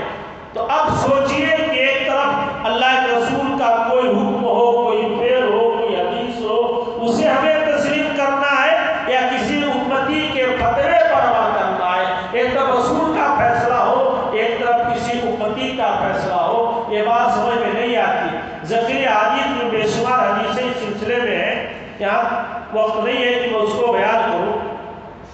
اس جماعت کے عقائد میں سے ایک عقیدہ یہ بھی ہے کہ اللہ کے رسول صلی اللہ علیہ وسلم کو ما کان اور ما یکون کا علم غیب حاصل نہیں تھا.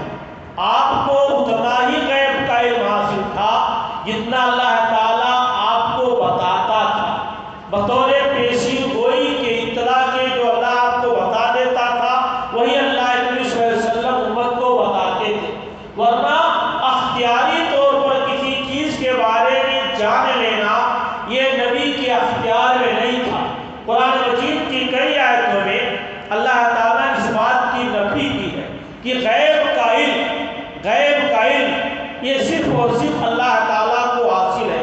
اللہ تعالیٰ نے سورہ نمل آیت نمبر 65 میں بیان کیا ہے قُلْ لَا يَعْلَمُ مَنْ فِي السَّمَاوَاتِ وَالْأَرْضِ الْغَيْبَ إِلَّا اللَّهُ۔ اے نبی آپ کہہ دیجئے آسمانوں اور زمینوں میں غیب کو اللہ کے علاوہ کوئی نہیں جانتا۔ آسمان و زمین میں جتنی مخلوقات ہیں ان میں کوئی بھی غیب کو نہیں جانتا، غیب کا علم صرف اللہ تعالیٰ جانتا۔ ایسے ہی سورہ انعام آیت نمبر 59 میں اللہ نے بیان کیا ہے کہ وَإِنَّهُ مَفَاتِيحُ الْغَيْبِ لَا يَعْلَمُهَا إِلَّا هُوَ۔ غیب کی کنجیاں اللہ کے پاس ہیں، اللہ کے علاوہ کوئی نہیں جانتا۔ ایسے کئی آیتیں ہیں جو اللہ تعالیٰ نے غیب کو اپنے لیے خاص کیا اور خود اللہ کے نبی سے بھی کہلوایا۔ مثلا ایک آیت ہے سورہ اعراف کی، بلکہ سورہ انعام میں بھی اللہ تعالیٰ نے بیان کیا قُلْ لَا أَقُولُ لَكُمْ عِندِي خَزَائِنُ اللَّهِ۔ اے نبی آپ کہہ دیجئے کہ میرے پاس اللہ کا خزانہ نہیں ہے، وَلَا أَعْلَمُ الْغَيْبَ، اور نہ ہی میں غیب جانتا ہوں، اور نہ میں تم سے یہ کہتا ہوں کہ میں فرشتہ ہوں۔ إِنْ أَتَّبِعُ إِلَّا مَا يُوحَىٰ إِلَيَّ، میں دوسری چیز کی اتباع کرتا ہوں، میں دوسری چیز پر چلتا ہوں، میں دوسری چیز کو فالو کرتا ہوں جو میری طرف نازل کی جاتی ہے۔ نہ میں عالم الغیب ہوں، نہ کوئی فرشتہ ہوں، اور نہ میرے پاس خزانے ہیں، میں بھی اسی چیز پر عمل کرتا ہوں جو میری طرف نازل کی جاتی ہے۔ اور ایک اہم بات اللہ تعالیٰ نے پیارے پیغمبر سے کہلوایا کہ قُلْ لَا أَمْلِكُ لِنَفْسِي، یہ سورہ اعراف کی آیت ہے 188، قُلْ لَا أَمْلِكُ لِنَفْسِي نَفْعًا وَلَا ضَرًّا۔ ہے نبی آپ کہہ دیجئے کہ میں اپنے لیے کسی نفع و نقصان کا مالک نہیں ہوں۔ تو پھر نفع نقصان کا مالک کون ہے؟ اللہ تعالیٰ۔ اے نبی آپ کہہ دیجئے لا املک لنفسی، میں نہیں مالک ہوں اپنے آپ کے لیے نفعا، نکرہ کے ساتھ، نہ کسی نفع کا اور نہ ہی کسی نقصان کا۔ آگے کہہ رہا اللہ تعالیٰ اللہ کے نبی کے حوالے سے لو کنت اعلم الغیب، اگر میں علم غیب جانتا، اگر میں علم غیب جانتا لستکثرت من الخیر، تو میں بہت سی بھلائیاں حاصل کر لیتا، وما مسنی السوء، اور مجھے کوئی تکلیف نہیں پہنچتی، مجھے کوئی تکلیف نہیں پہنچتی۔ ان الا الا نذیر و بشیر، میں تو صرف ایک ڈرانے والا، خوشخبری سنانے والا ہوں ایسے لوگوں کے لیے جو ایمان رکھتے ہیں۔ لیکن آیتوں میں اللہ تعالیٰ نے بالکل مکمل طور سے غیب کی نفی کی ہے۔ بعض آیتوں میں اللہ جس کو چاہتا ہے کچھ بتا دیتا ہے، اطلاع دے دیتا، ہم بھی اس کے قائل ہیں، جماعت اس کی قائل ہے کہ اللہ تعالیٰ جو کچھ آپ کو بتا دیتا ہے اتنا ہی آپ کو حاصل ہوتا ہے۔ اگر آپ تاریخ میں دیکھیں، کسی وقت گفتگو ہوئی تھی کہ سفر سن 4 ہجری میں ہمارے نبی رحمت للعالمین، ہمارے نبی چرند پرند پر بھی رحم کرنے والے تھے۔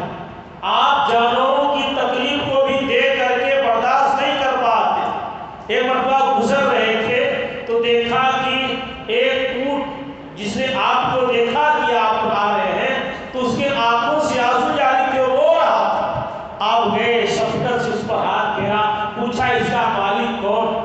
دیکھا کہ یہ پیٹ پیٹ برابر ہے، کہا کہ اللہ کے بندو رحم کرو۔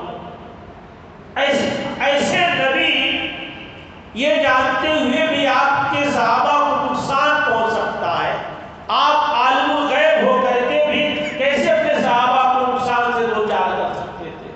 سفر 4 ہجری کا واقعہ ہے کہ عرب کا ایک قبیلہ ازر و قارہ کہ کچھ لوگ اللہ کے نبی کے پاس آئے، مشہور واقعہ ہے، آپ کے پاس آئے، رجی کا حادثہ جس کو کہتے ہیں، آئے اور کہا کہ ہمارے علاقے میں اسلام کا چرچا ہے، آپ کچھ لوگوں کو بھیج دیجئے، وہ چل کر کے تبلیغ کرے، دین کی باتیں میں نے بتایا کہ ہمارے نبی کو بڑی طرف تھی، بڑی لگن تھی کہ ہر آدمی تک اسلام پہنچ جائے۔ آپ نے 10 صحابہ کو بھیج دیا، یہ لوگ گئے اور ان لوگوں نے اپنے قبیلے میں لے جا کر کے دھوکے سے ان میں سے 8 صحابہ کو شہید کر دیا، 2 کو گرفتار کر لیا، ایک حضرت زید بن دفنہ اور حضرت خبیب بن علی رضی اللہ تعالیٰ، ان کو مکہ لے جا کر کے بیچ دیا۔ وہی خبیب بن علی رضی اللہ تعالیٰ جن کو بڑے دردناک انداز میں مکہ میں سولی دی گئی تھی۔ اس سلسلے میں مولانا ابوالکلام آزاد رحمۃ اللہ علیہ کی کتاب ہے، ایسے کئی شہداء کے حالات انہوں نے بیان کیا ہے۔ انسانیت موت کے دروازے پر، میں سمجھتا ہوں کہ جو بھی آدمی اس کتاب کو پڑھے گا بغیر روئے نہیں رہ سکتا۔ میں نے خود اس کتاب کو پڑھا ہے، جن جن واقعات سے گزرا ہوں اشکبار ہوئی ہیں۔ خبیب بن علی رضی اللہ تعالیٰ عنہ کو جس دردناک انداز میں سولی دی گئی تھی، تاریخ میں اس طرح کی سولی کسی کو نہیں دی گئی۔ اس طرح سے اللہ کے نبی نے اپنے 10 صحابہ کو ان کے حوالے کر دیا۔ کیسے کر دیا؟ جبکہ آپ عالم الغیب تھے۔ اگر آپ عالم الغیب ہوتے، آنے والے دن کے بارے میں آپ کو علم ہوتا کہ آپ کے صحابہ کے ساتھ کچھ ہونے والا ہے، تو نعوذ باللہ اللہ کے نبی اپنے 10 صحابہ کی قربانی پیش کرتے۔ اسی ایک مہینے کے بعد ربیع الاول کے مہینے میں پھر کچھ لوگ آئے اور اللہ کے نبی نے 70 صحابہ کو بھیج دیا۔ 70 صحابہ کو، یہ 70 صحابہ بھی رجی کے مقام پر لے جائے گئے اور بہت بے دردی کے ساتھ شہید کر دیے گئے۔ اس تمام واقعات کے ہوتے ہوئے کیسے ہم تصریح کر سکتے ہیں کہ اللہ کے نبی کو علم غیب حاصل تھا؟ آپ عالم الغیب تھے، آپ پہلے سے تمام چیزوں کے بارے میں خبر رکھ سکتے تھے۔ یہ واقعات، یہ دلائل، اسی لیے ہم نہیں مانتے، ہماری جماعت نہیں مانتی، یہ جماعت کا عقیدہ نہیں ہے کہ آپ عالم الغیب تھے۔ آپ اتنا ہی جانتے تھے جتنا اللہ تعالیٰ آپ کو بتاتا تھا۔ تاریخ کے حوالے سے آپ جانتے ہوں گے کہ غزوہ مريسيہ اور مستلق سے واپسی پر اللہ کے نبی کی سب سے محبوب بیوی حضرت عائشہ رضی اللہ تعالیٰ عنہ پر تہمت لگا دیا، الزام لگا دیا۔ اس بیچ میں مہینہ تک وہی منقطع تھی، اللہ کے نبی پریشان، صحابہ کے مشورے، کوئی خبر نہیں کرے تو کیا کرے۔ مہینہ بعد جب قرآن کی آیتیں نازل ہوئی تب اللہ کے نبی صلی اللہ علیہ وسلم حقیقت حال سے واقف ہوئے۔ میں نے کسی درس میں بتایا تھا کہ صحیح مسلم کی ایک روایت ہے، حضرت عائشہ رضی اللہ تعالیٰ عنہ بیان کرتی ہے کہ ایک مرتبہ ایک صبح اللہ کے نبی بہت پریشان تھے۔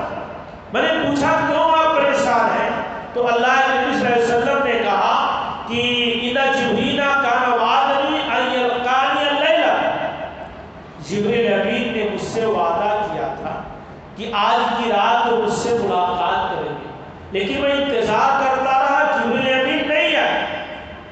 جبریل امین کبھی وعدہ خلافی نہیں کرتے۔ صبح ہو گئی، اللہ کے نبی بے چین، گھر سے باہر، باہر سے اندر، اندر باہر سے بے چین تھے۔ حدیث میں ہے اتنے میں آپ کے دل میں کچھ کھٹکا محسوس ہوا۔ آپ نے تخت کے نیچے، چارپائی کے نیچے دیکھا، جرعو کلب، کتے کا ایک بچہ موجود ہے، کتے کا ایک بچہ موجود ہے۔ اللہ کے نبی نے جلدی سے اس کو نکلوایا اور پانی کا چھینٹا مروایا، تھوڑی دیر میں جبریل امین تشریف لائے۔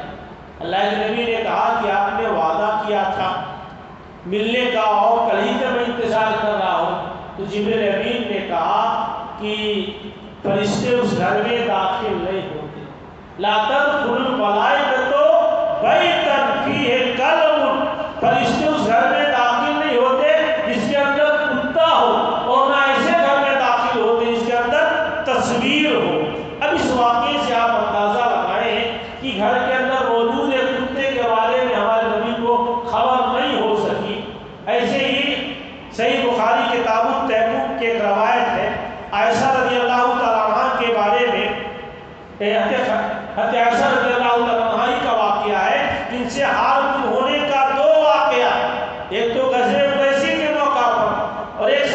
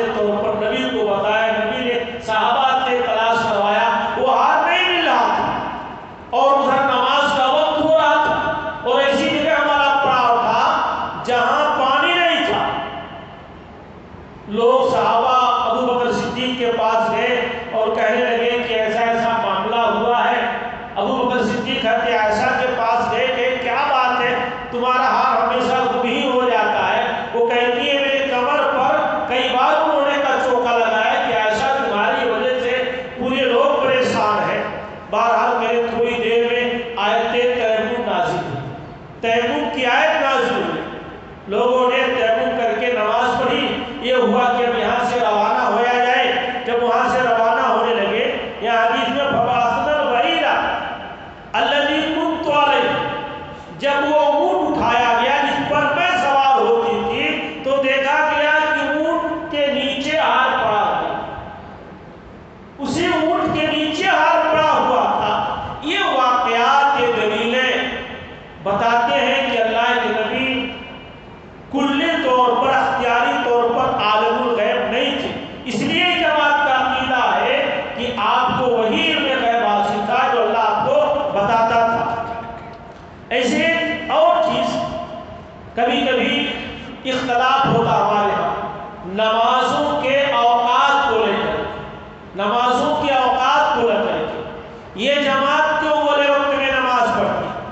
کہیں کہیں تو جب مسجد بنتی ہے جماعت کی تو اپنے لوگ مخالفت کرتے ہیں کہ ان کی وجہ سے پہلے ہمارے لوگ روزہ کھول دیتے ہیں، اور کتنی برائیاں سماج میں ہیں اس کی پرواہ نہیں ہوتی ہے لوگوں کو، لیکن اکثر جگہوں پر رکاوٹ بنتے ہیں۔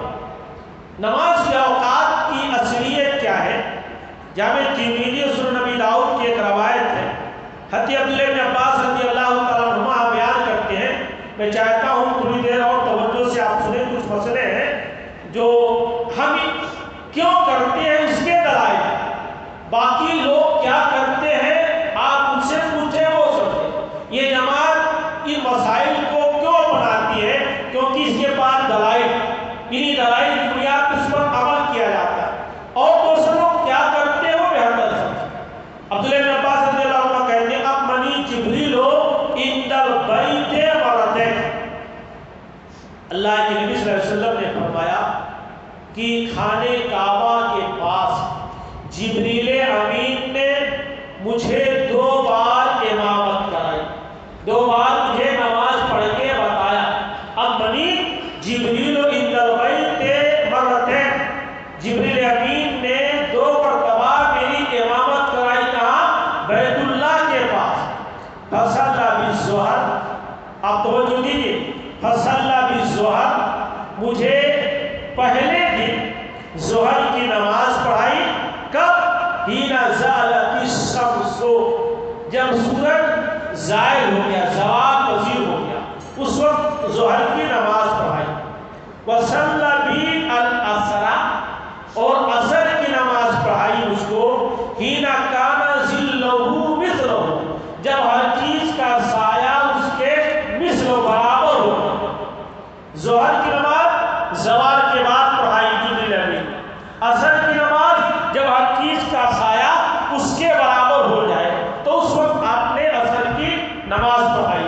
وصلی بی المغرب، اور مجھے مغرب کی نماز پڑھائی، حین وجبت الشمس، جس وقت سورج چھپ گیا، بعض روایتوں میں حین افطر الصائم، جس وقت روزے دار نے روزہ کھولا، یعنی غروب شمس کے وقت۔ وصلی بی العشاء، اور عشاء کی نماز مجھے پڑھائی کب؟ حین غاب الشفق، یہ سورج چھپنے کے بعد، ڈوبنے کے بعد جب مطلع صاف رہتا ہے تو کچھ دیر تک سرخی رہتی ہے، لالی رہتی ہے، اس کو حدیث میں شفق کہا تھا، شفق۔ تو مجھے عشاء کی نماز پڑھائی کب؟ حین غاب الشفق، جب وہ سرخی ختم ہو گئی، جب وہ لالی ختم ہو گئی تب عشاء کی نماز پڑھائی۔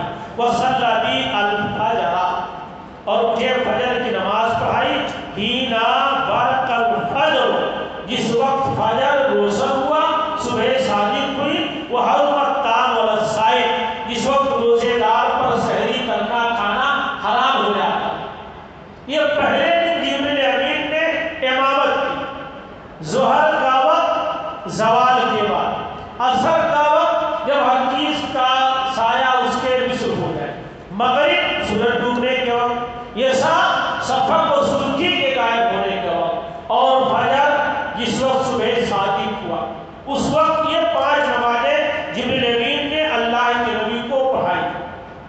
کہتے فلما کان الغد، جب دوسرا دن آیا، پھر جبریل امین نے میری امامت کرائی، صلی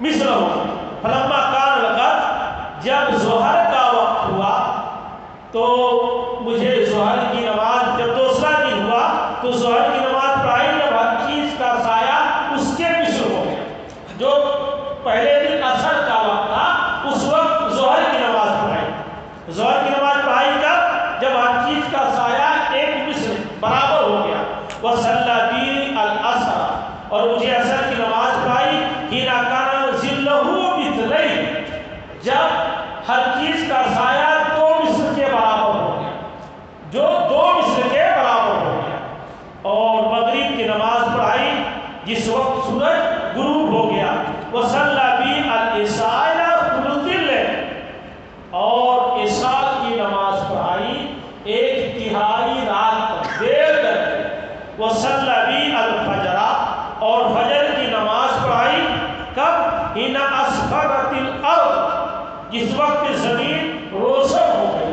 جس وقت زمین روشن ہو گئی، اسفار کر کے دیر کر کے۔ پہلے دن آپ نے پڑھا جبریل امین کے ساتھ، دوسرے دن آپ نے نماز پڑھی جبریل امین کے ساتھ، اس میں مغرب یکساں ہے سب کا، ظہر میں تاخیر ہے، عصر میں تاخیر ہے، اور تقریباً عشاء میں بھی تاخیر نہیں، فرق نہیں، فجر میں تین وقتوں میں فرق ہے، تین وقتوں میں فرق ہے۔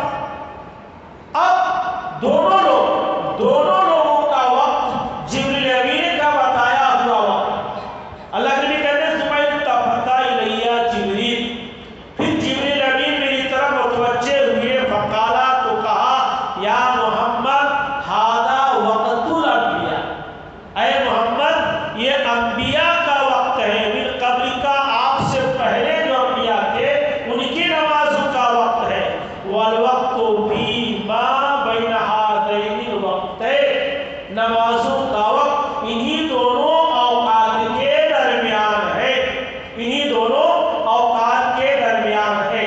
اب کوئی آدمی ظہر زوال کے فوراً بعد پڑھے یا ایک مثل کے بعد پڑھے، عصر ایک مثل پر پڑھے یا دو مثل پر پڑھے، دونوں درست ہے، دونوں درست ہے، اور اسی لیے اس پر کبھی ہماری جماعت کی طرف سے نہ کوئی فتویٰ جاتا نہ جھگڑا، فرق صرف ایک چیز میں، کئی احادیث میں، مثلا ایک حدیث میرے سامنے ہے صحیح مسلم کی، عبداللہ بن مسعود رضی اللہ تعالیٰ عنہ حدیث کے رائے بیان کرتے ہیں کہ سألت رسول اللہ ای العمل احب الی اللہ، میں نے اللہ کے رسول سے پوچھا سب سے بہترین عمل کون سا ہے، تو آپ نے فرمایا الصلاۃ علی وقتہا، نماز کو اس کے وقت میں پڑھنا، بعض روایت میں الصلاۃ فی اول وقت، یہی فرق ہے، نماز کو اول وقت میں پڑھنا، سمجھ رہے ہیں؟ دونوں وقت جبریل امین کا بتایا ہوا، پھر مسئلہ افضلیت غیر افضلیت کا، اس لیے پہلے اوقات میں جماعت پڑھتی ہے، یا ان کا دعویٰ ہے کہ حدیث سے براہ راست استفادہ کرتے، اسی لیے اول وقت میں پڑھا جاتا ہے کہ اول وقت میں پڑھنا یہ افضل ہے، بہتر ہے، بعد میں پڑھنے والوں کی بھی نماز درست ہے، خراب نہیں ہوتی ہے، درست ہے، لیکن افضل نہیں رہ جاتی ہے، یہاں مسئلہ صرف افضلیت کا ہے۔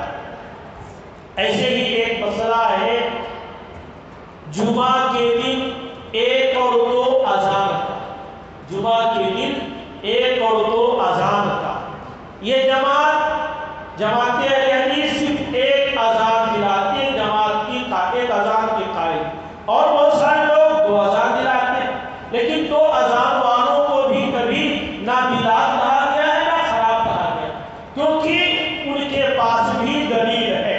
ایک وجہ ہے، صحیح بخاری کتاب الجمعہ کی روایت ہے، حدیث کے راوی سعید بن یزید رضی اللہ تعالیٰ عنہ بیان کرتے ہیں کہ کان النداء یوم الجمعۃ اولہ، اذان جمعہ کے دن پہلی مرتبہ، پہلی اذان کب ہوتی تھی؟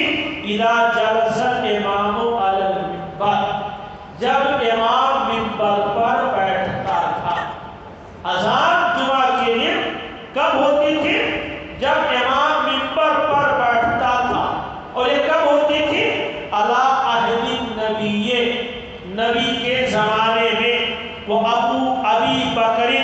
اور ابو بکر صدیق کے زمانے میں، وہ عمرا اور عمر کے زمانے میں، نبی کے زمانے میں ابو بکر صدیق کے 2 سال دور خلافت میں، 10 سال عمر کے دور خلافت میں جمعہ کے دن ایک ہی اذان ہوتی تھی۔ کب؟ جب امام منبر پر بیٹھتا تھا۔ کہتے ہیں فلما کانا عثمان، فلما کانا خلافت عثمان، جب خلیفہ ثالث حضرت عثمان بن عفان کا زمانہ آیا، کثروا، لوگ زیادہ ہو گئے، مسلمانوں کی آبادی بڑھ گئی، لوگ اس اذان سے پہنچ نہیں پاتے تھے، لوگ اس اذان سے پہنچ نہیں پاتے تھے، تو انہوں نے کیا کیا؟ ایک اور اذان کا اضافہ کیا، زیادہ النداء الثالث، یہ حدیث میں اصل میں اذان اقامت دونوں کو اذان کا ہے، تو انہوں نے ایک دوسرے اذان کا اضافہ کیا۔ کہاں؟ علی الزورا، زورا نامی ایک جگہ پر، مدینہ کے بازار میں زورا نام ایک جگہ ہے، وہیں پر انہوں نے اس اذان سے پہلے ایک اذان دلائی تاکہ اس اذان کو سن کر کے لوگ وقت پر مسجد میں پہنچ جائیں۔ یہ حضرت عثمان بن عفان نے زیادہ کیا، ورنہ نبی کے زمانے میں ایک ہی اذان، ابو بکر کے زمانے میں ایک ہی اذان، عمر کے زمانے میں ایک اذان، حتی عثمان کے خلافت میں 2 اذان ہوئے، اور یہ چلتا رہا، برسوں تک چلتا رہا، کسی نے نہ اس کو بدعت کہا نہ خراب کہا، کیونکہ وہ خلیفہ تھے، اور خلفائے راشدین کے بارے میں بھی حدیث میں علیکم بسنتی و سنت الخلفاء الراشدین، کہ میری سنت پر عمل کرو اور خلفائے راشدین کی سنت پر، لیکن جب ٹکراؤ نہ ہوتا، یہ جماعت نے، جماعت اہل حدیث نے جب اس پر غور کیا تو زمانے میں نہ لوڈ اسپیکر تھا نہ گھڑیاں تھی، اس لیے ایک اور اذان کی ضرورت ایک خلیفہ نے محسوس کی تھی۔ اب وہ حالات بدل گئے ہیں، اب تو گھڑی ہو گئی ہے، لوڈ اسپیکر ہو گیا، اذان کی آواز دور دور تک جاتی ہے، تو اس اذان کو ختم کر کے اسی ایک اذان پر اتفاق کیا جو اذان نبی کے زمانے میں ہوتی تھی، نبی کے زمانے میں ہوتی تھی، اسی لیے خلیفہ کے اس پر عمل نہ کر کے نبی کے سنت پر عمل کیا گیا ہے، صرف ترجیحی صورت ہے۔ ظاہر سی بات ہے آپ بھی سب بھی نبی کے قول کو، نبی کے فعل کو ترجیح دیں گے، کیونکہ نبی ہمارے لیے اسوہ ہے، نبی ہمارے لیے نمونہ ہے، کوئی خلیفہ کوئی پیغمبر نہیں ہے۔ ہاں اس صورت میں جب ٹکراؤ کی بات ہو، نہیں سب کا علت ہے، آج وہ علت نہیں ہے، اس لیے ایک ہی اذان دینا چاہیے، کیونکہ یہ نبی سے اور آپ کے خلفاء کی سنت ہے۔ اس کے بعد ایک مسئلہ ہے، اب تو الحمدللہ ابھی چند مہینہ پہلے جمعیت العلماء کی طرف سے یہ اعلان ہو گیا ہے، جس وجہ سے بھی کہ عورتیں بھی مسجد میں جا سکتی ہیں۔ یہ بڑی خوشائن بات ہے کہ لوگوں نے دہلی میں صحیح، لیکن باقاعدہ وہ جو مسلم پرسنل لا بورڈ ہے اس کے ذریعہ بھی یہ ہوا ہے کہ عورتیں بھی مسجد میں جا سکتی۔ حالانکہ پوری تاریخ احادیث کا ذخیرہ ہے کہ شروع زمانے تھے، نبی کے زمانے میں اسی مسجد میں، مسجد نبوی میں عورتیں مردوں کے ساتھ نماز پڑھتی تھی اور ہر نماز میں شامل ہوتی تھی، جمعہ جماعت میں بھی شامل ہوتی تھی۔ یہ نماز میں عورتوں کا شامل ہونا، جمعہ میں شامل ہونا، تراویح میں شامل ہونا ان کا اختیاری مسئلہ ہے، اگر وہ آنا چاہے تو آ سکتی ہے، ان کو روکا نہیں جا سکتا، کیونکہ شریعت میں ان کے روکنے کی اجازت وہ آ سکتی ہے۔ ہاں کچھ مقامات ایسے ہیں کہ وہاں آرڈر ہے، حکم ہے کہ وہ آئیں، وہ مقامات کیا ہے؟ عیدگاہ ہے، عید اور بقرعید کے لیے الگ سے نبی کا آرڈر ہے، جمعہ میں نہ جائیں چلے گا، جمعہ فرض نہیں ہے ان پر جماعت کے ساتھ، جماعت فرض نہیں ہے، تراویح فرض نہیں ہے، وہ آنا چاہے تو آئیں، لیکن عید اور بقرعید میں ان کے لیے باقاعدہ حکم ہے کہ وہ جائیں۔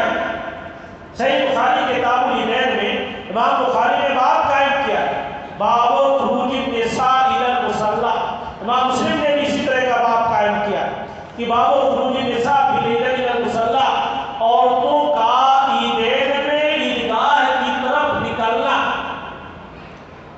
उम्मे अतिया रज़ियल्लाहु ताला अन्हा बयान करती है, आप इस पर गौर कीजिए। उम्मे अतिया कहती हैं, अमरना रसूलुल्लाह, अल्लाह के रसूल ने हमको हुक्म दिया, अल्लाह के रसूल ने हमको हुक्म दिया। क्या हुक्म दिया?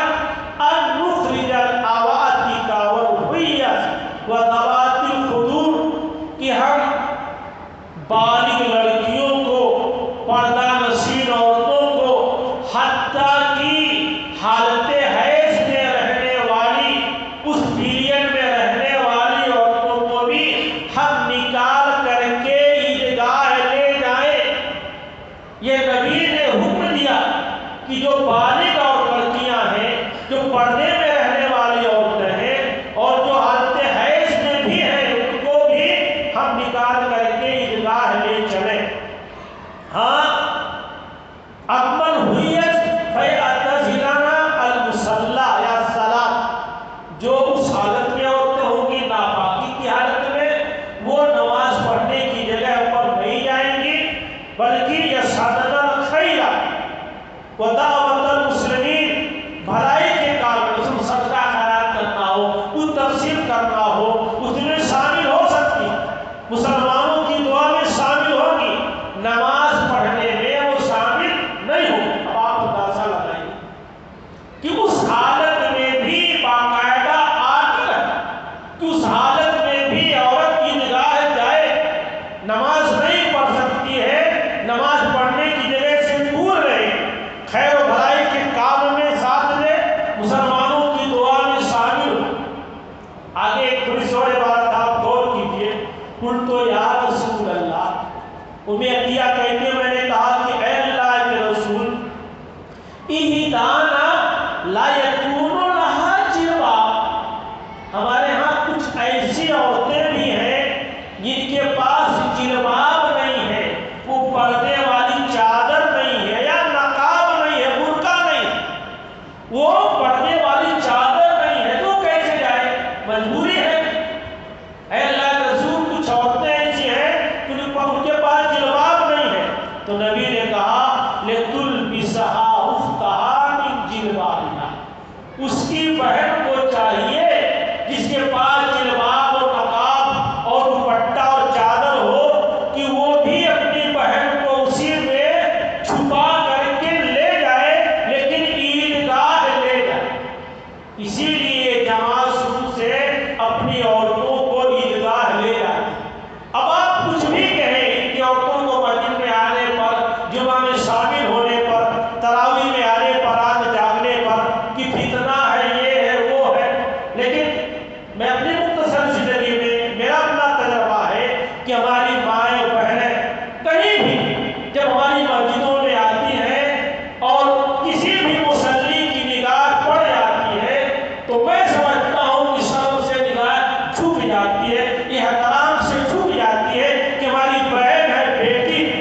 और एक चीज और बात हो सकता है तब हो कि हमारे घरों से हमारी बहनें, बेटियां जब नमाज के लिए, जुमा के लिए, तरावी के लिए ईदगाह जाती हैं या मस्जिद में जाती हैं, तो हमें उन पर पूरा यकीन होता है, हुस्न ज़न होता है कि इंशाअल्लाह ये बहकेंगी नहीं, बिगड़ेंगी नहीं, ये गलत रास्ते पर नहीं जाएंगी।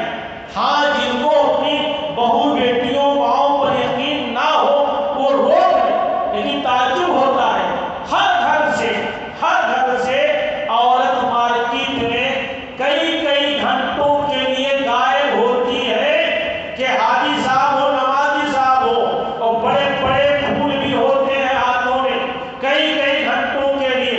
बल्कि कहीं जहाँ छोटे शहर हैं, वहाँ मार्केट करने में, शॉपिंग करने में हमारी घूमने वालों को मजा नहीं आता। बड़ी मार्केट में जाती है, कई घंटे गायब रहती है, वहाँ आपको उन पर एतमाद है, भरोसा है। जबकि अल्लाह के नबी की हदीस है कि सबसे बदतर और बुरी जगह बाजार है, और सबसे बेहतरीन और पसंदीदा अहब्बुल बिलाद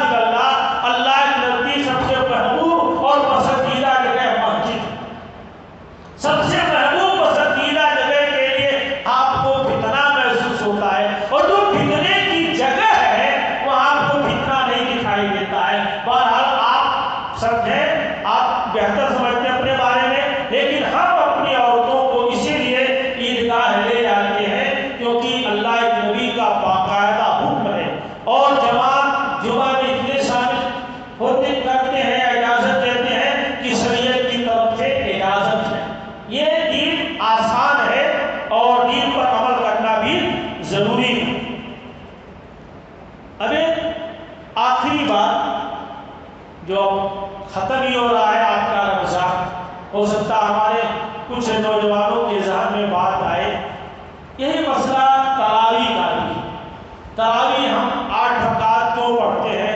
हम में से हर आदमी जानता है कि तरावी 8 इसलिए पढ़ते हैं क्योंकि ये अल्लाह के नबी से साबित है, 8 ही साबित है।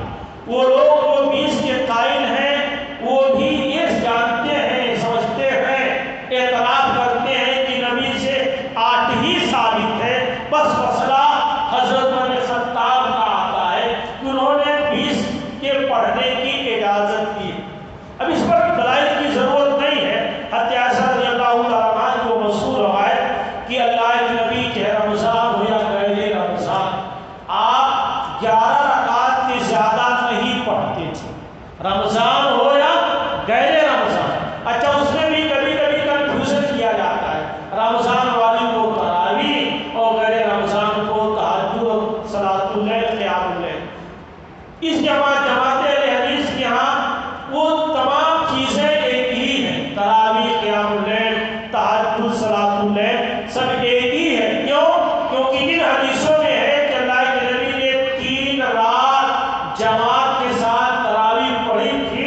वो तीसरी रात आप इतनी देर तक पढ़े थे कि सहाबा कहते हैं कि हमको खतरा महसूस हुआ कि कहीं हमारी सहरी ना छूट जाए। तो वहाँ आप इतनी ताक़ीद से पढ़ा था, तो वो तहज्जुद कब पढ़े रहे होंगे वो आप ही जैसे इंतहाई दीनदार लोग ही जान सकते हैं। मैं इसलिए कह रहा हूँ कि बहुत सारे नौजवान, बहुत सारे लोग यहाँ भी, मस्जिद में भी हैं, आपके शहर में भी हैं, कि तरावी के बाद भी वो अलग से पढ़ने की कोशिश करें। भाई नबी से ज़्यादा हमको नेकी नहीं मिल सकती, ना नबी से ज़्यादा हम नेकियों के हदीस हो सकते हैं।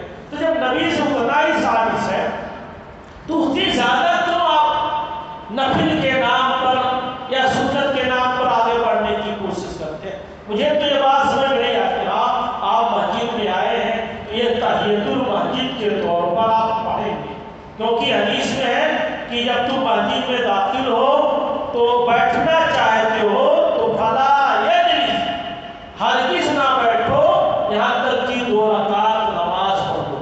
तो तहियतुल मस्जिद के तौर पर आप खड़े वज़ू किए, चाय पी के आए, फिर से बैठना चाहते हैं, तिलावत करना चाहते हैं, दुआ मांगना चाहते हैं, तो आप 2 रकात पढ़ करके कीजिए कि फिर से आप तहज्जुद पढ़ें। ये मुझे समझ में बात नहीं आती। हज़रत आयशा रज़ियल्लाहु तआला अन्हा की रवायत आप सुनिए, सही मुस्लिम की। हज़रत आयशा कहती है, काना रसूलुल्लाह युसल्ली फीमा बैना अन युफरिदा मिन सलातिल इशा।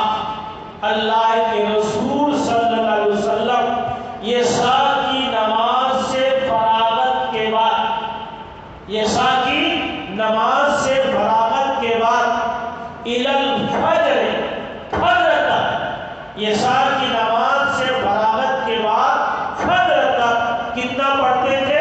इहदा असरता रकातन, 11 रकात पढ़ते, चाहे वो रमज़ान हो गैर रमज़ान। इशा से लेकर फजर की नमाज तक कितना पढ़ते थे? सिर्फ 11 रकात पढ़ते थे। युसल्लिमु बैना कुल्ली रकातैन, हर 2 रकात के बाद आप सलाम फेरते थे। वयुतिरु बिवाहिदतिन, और 1 रकात से आप वित्र पढ़ते थे। तो ये अल्लाह के नबी सल्लल्लाहु अलैहि वसल्लम सिर्फ 11 पढ़ते थे, रमज़ान हो या गैर रमज़ान।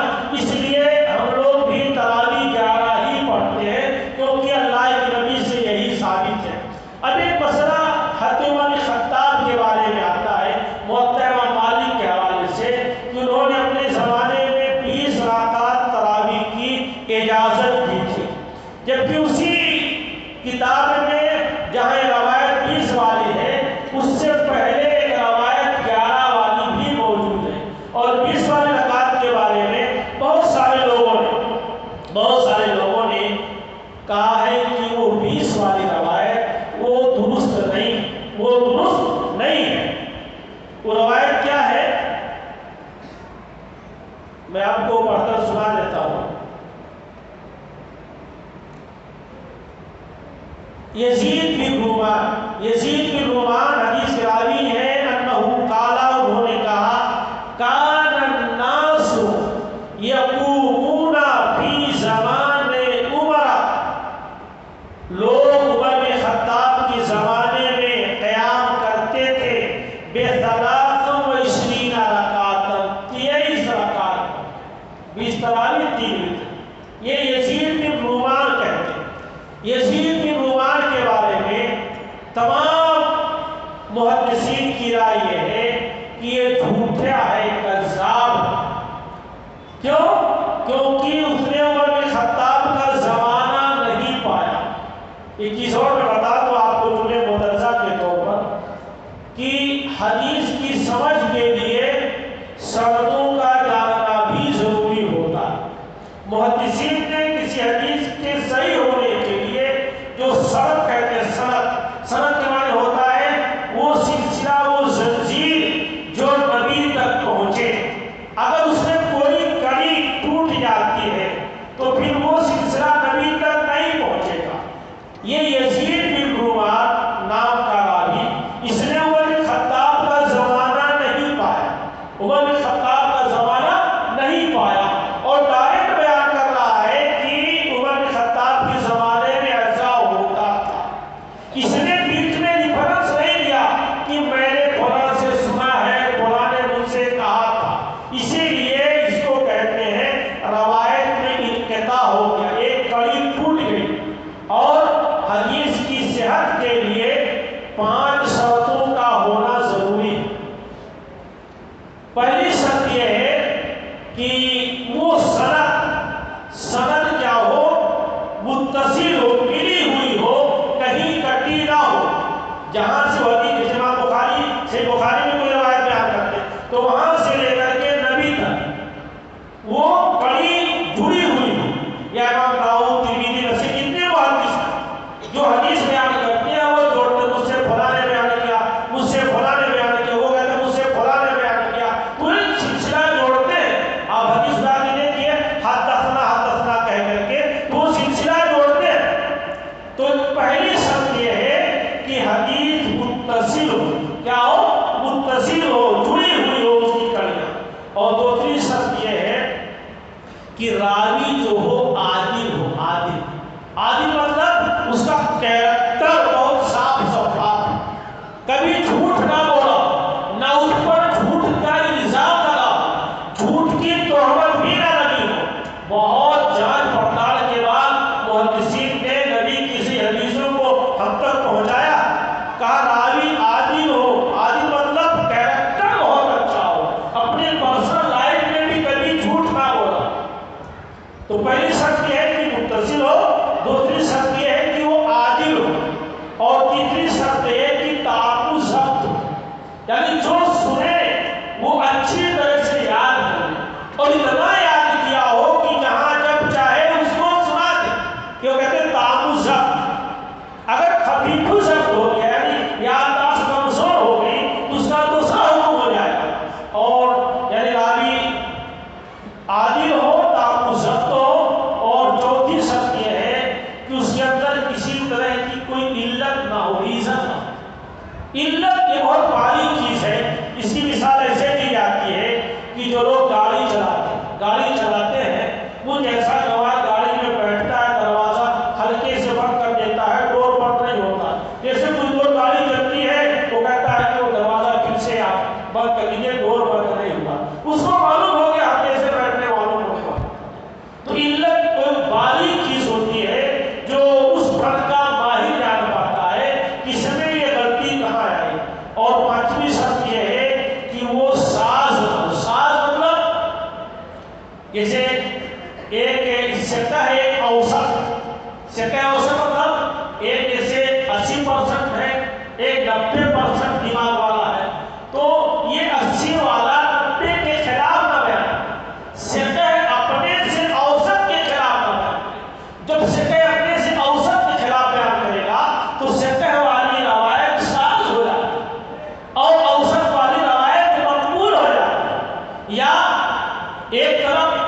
ایک تنہا ہے سٹہ ہوا اور ایک طرف 4 لوگ سٹہ ہوا، اوسط نہیں، وہ بھی 80 والے ہیں لیکن 5-6 لوگ۔ اب یہ آدمی ان کے خلاف بیان کرے، اس کو کہتے ہیں شاذ۔ یہ اصطلاحات وہ مذاق نہیں ہے کہ ہمارے کچھ بھائی مذاق کرتے ہیں کہ بھائی اہل حدیثوں کے یہاں حدیث پوری ہوتی ہے، جب کہتے ہیں صحیح مطلب کمزور، والد صاحب صحیح ہو گئے، پورے ہو گئے، مطلب ماں باپ پورے ہو جائیں تو کیا گھر سے نکال دو گے؟ نبی کی حدیث کہیں نوز باللہ پوری ہوتی ہے، مذاق اڑاتے ہیں، مذاق۔ یہ کوڈ ورڈ ہے، ایک اصطلاح ہے، کہتے ہیں ہر چیز کے لیے کچھ کوڈ ورڈ ہوتا ہے، کچھ اصطلاحات ہوتے ہیں۔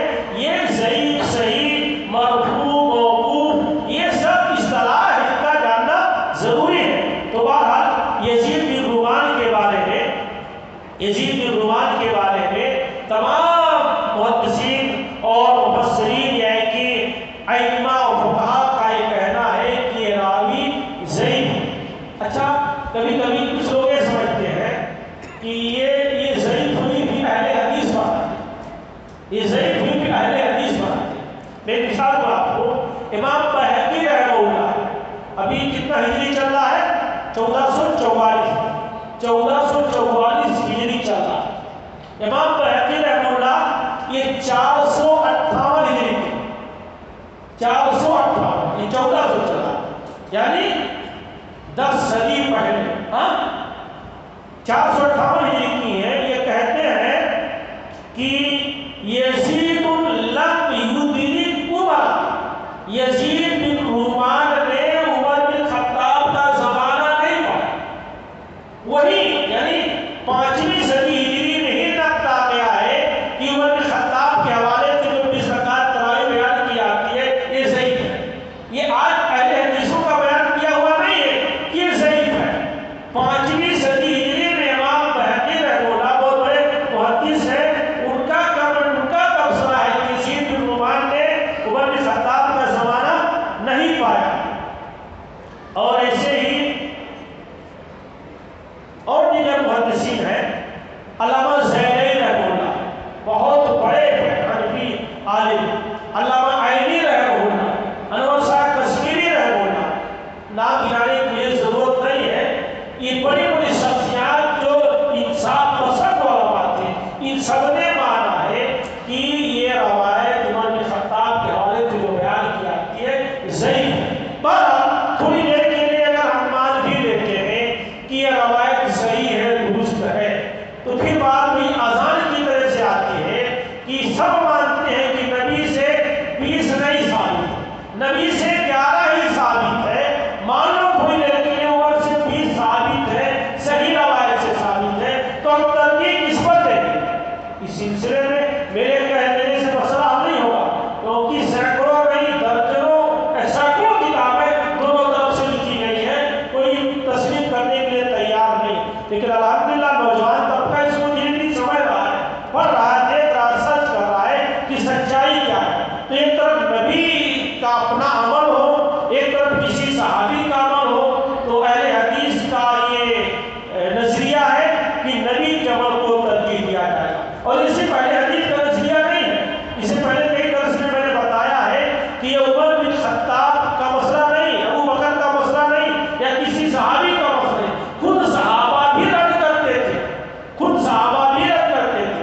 میں نے بتایا تھا کہ ایک صحابی شخص نے حضرت عبداللہ بن عمر سے پوچھ لیا تھا حج تمتع کے بارے میں، تو انہوں نے کہا کہ تمہارے باپ عمر بن خطاب حج تمتع سے روکتے ہیں، تو عبداللہ بن عمر نے کیا کہا کہ اللہ کے رسول نے کیا ہے، امرو ابی کرو اور امر رسول اللہ، میرے باپ عمر بن خطاب کے حکم کی بات اتباع کی جائے گی یا اللہ کے رسول کے حکم کی اتباع کی جائے گی؟ ایسے ہی سنن ابی داؤد کے حوالے سے بتایا تھا کہ ایک شخص نے عبداللہ بن عمر کے بغل میں چھینک ماری، چھینک آ گئی، اس نے کیا کہا؟ الحمدللہ والسلام علی رسول اللہ۔ بہت سارے لوگ ہیں کہ سلام بہت پڑھتے ہیں، بھائی کثرت درود موجب جنت ہے، نبی پر کثرت سے درود پڑھنا چاہیے، لیکن اہل حدیثوں کا نظریہ یہ ہے کہ جہاں نبی سے ثابت ہو وہاں پڑھنا چاہیے، جہاں ثابت ہو کی جگہ ثابت ہو وہاں پڑھنا چاہیے، جہاں نہیں ثابت ہو وہاں نہیں پڑھنا چاہیے، وہ دین نہیں ہو سکتا۔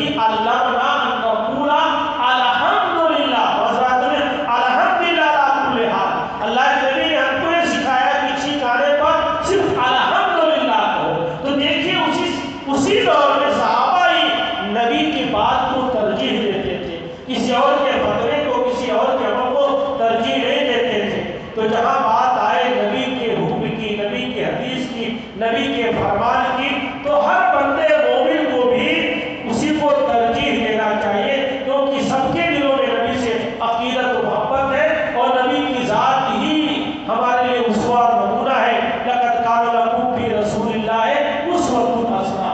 ہاں ہم دوسروں کی استفادہ کریں گے، دوسروں کی خدمات کا احترام کریں گے، لیکن وہی چیز لیں گے جو نبی سے موافق ہوگی، جو نبی کے خلاف ہوگی ہم اس کو نہیں لیں گے۔ اگر کسی نے کہا ہے کہ ہر ابتدا سے پہلے، ہر ابتدا سے پہلے، ہر انتہا کے بعد ذات نبی بلند ہے، ذات خدا کے بعد، ہر ابتدا سے پہلے، ہر انتہا کے بعد ذات نبی بلند ہے، ذات خدا کے بعد دنیا میں اتنے لوگ قابل ہیں، احترام کے قابل ہیں، یا کچھ مصرع ایسے، دنیا میں اتنے لوگ قابل ہیں احترام کے، ہم سب کو مانتے ہیں، لیکن مصطفیٰ کے بعد ہم ہر چیز میں اللہ کے نبی کو ترجیح دیتے ہیں۔ یہی ہمارا عقیدہ ہے، یہی ہمارا منہج ہے۔ ہم کوشش کرتے ہیں کہ ہر چیز کتاب و سنت کی روشنی میں ہو، ہمارا ہر عمل، ہر فعل قرآن و حدیث کی رہنمائی میں ہو۔ یہ چند باتیں تھیں جو میں مرتب طور پر سے آپ کے درمیان پیش کی گئی، اس امید کے ساتھ عیسائی کی اندر جائے کسی دن میں میری بات۔ اللہ تعالیٰ ہم سب کو کتاب و سنت کی صحیح و سچی سمجھتا فرمائے، وہ کتاب و سنت کی روشنی میں زندگی گزارنے کی توفیق عطا فرمائے۔ جب تو دنیا میں زندہ رکھے امام اسلام پر زندہ رکھے، جب ہمارا خاتمہ ہو تو امام اسلام پر ہو۔ آمین۔ السلام علیکم ورحمۃ اللہ۔